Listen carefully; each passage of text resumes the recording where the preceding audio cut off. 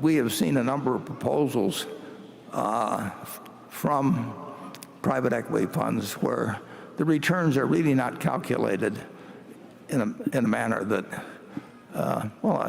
they're not calculated in a manner that I would regard as honest.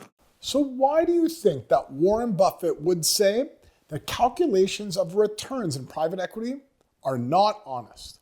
Well, it's because they're based on IRR, internal rate of return, which is a time-based metric that calculates return based on when capital is called from the investor and ending when capital is returned from the investor. And sometimes private equity firms are able to game this by calculating the start of IRR at a later time and calculating the end of IRR at an earlier time. Here are some ways that they can do that. When a private equity firm starts to calculate IRR, it's usually when the investment is made, because that's when the capital is usually called. But the private equity firm can use a subscription line of credit to borrow capital from the bank, use that capital to make the investment, and actually call capital from the investor at a later date.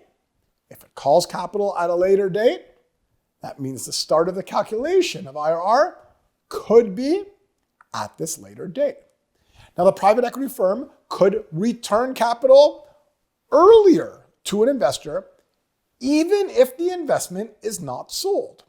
Now, the way a private equity firm does that is it can borrow money from the bank against the portfolio companies in what's called a NAV loan, and it can use the money that was borrowed from the bank in a NAV loan to give back to the investor before a company is sold. So by shortening the time horizon, private equity firms could inflate their IRR.